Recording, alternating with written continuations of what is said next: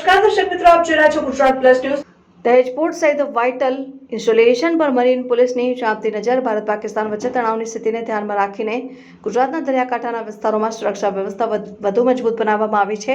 ભરૂચ જિલ્લામાં દેશના સૌથી મોટા કેમિકલ ક્લસ્ટર અને દહેજ પોર્ટ પર વિશેષ સુરક્ષા ગોઠવવામાં આવી છે। સમુદ્ર કિનારાના 3 તાલુકાઓના પોલીસ સ્ટેશનોની ટીમો સતત પેટ્રોલિંગ કરી રહી છે। મરીન પોલીસ દરિયાઈ વિસ્તારમાં નિરીક્ષણ કરી રહી છે। ભરૂચ શહેર ડીવાયએસપી સી.કે. પટેલના જણાવ્યા અનુસાર શંકાસ્પદ પ્રવૃત્તિઓને તાત્કાલિક રોકવા માટે તમામ એજન્સીઓને એલર્ટ કરવામાં આવી છે।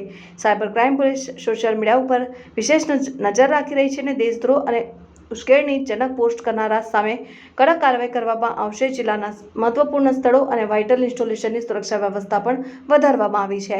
રિપોર્ટર ઇનાયત બાપુ વાગરા, ગુજરાત પ્લસ ન્યૂઝ। પાકિસ્તાનમાં ચાલતી આતંકવાદી પ્રવૃત્તિઓ વિરુદ્ધમાં ભારત દ્વારા જે કાર્યવાહી કરવામાં આવી અને ત્યારબાદ પાકિસ્તાન દ્વારા યુદ્ધ વિરામનો ભંગ કરી સરહદ ઉપર જે હુમલા એણે ચાલુ કરેલા અને સરહદ ઉપર જે તંગદિલી ફેલાયેલી છે, એના અનુસંધાનમાં ભરૂચ જિલ્લામાં કોઈ પણ પ્રકારનો અનિચ્છનીય બનાવ ના બને તેના માટે પોલીસ અધિક્ષક શ્રી મયુર ચાવડા સાહેબે તમામ પોલીસ અધિકારીઓને જરૂરી બંદોબસ્ત અને પેટ્રોલિંગ રાખવા માટે સૂચના કરેલી છે। જે અંતર્ગત અગત્યની જગ્યાઓ પર પૂરતો પોલીસ બંદોબસ્ત રાખવામાં આવેલો છે, પેટ્રોલિંગ કરવામાં આવી રહ્યું છે, વાહન ચેકિંગ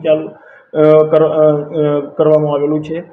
સાથોસાથ ભરૂચ જિલ્લો જે દરિયાકાંઠે આવેલો છે, દરિયાકાંઠે જે ગામ આવેલા છે અને એમાં પણ દહેજ ગામમાં જ્યાં મોટી ઔદ્યોગિક વસાહતો આવેલી છે, ઔદ્યોગિક એકમો આવેલા છે, વાઇટલ ઇન્સ્ટોલેશન્સ આવેલા છે, તે વિસ્તારમાં દરિયાકાંઠે તથા દરિયાની અંદર સઘન પેટ્રોલિંગ ચાલુ કરવામાં આવેલું છે। દરિયાની અંદર પેટ્રોલિંગ કરવા માટે બોટ રિક્વિઝિટ કરવામાં આવેલી છે, ડ્રોન કેમેરાનો પણ ઉપયોગ કરવામાં આવી રહેલો છે અને આજુબાજુના કાંઠા વિસ્તારના ગામડાના માછીમારો તથા આગેવાનોનો સંપર્ક કરવામાં આવી રહ્યો છે।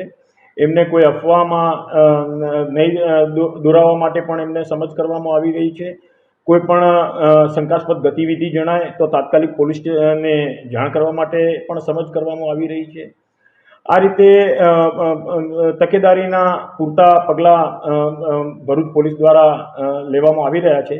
સાથોસાથ સોશિયલ મીડિયામાં પણ કોઈ ખોટી અફવાઓ કોઈ ફેલાવતું હોય, કંઈ ખોટી પોસ્ટ મૂકતું હોય તો એ બાબતે પણ સોશિયલ મીડિયામાં ઉપર પણ સાયબર ક્રાઇમ દ્વારા પૂરતી બાદ નજર રાખવામાં આવી રહી છે।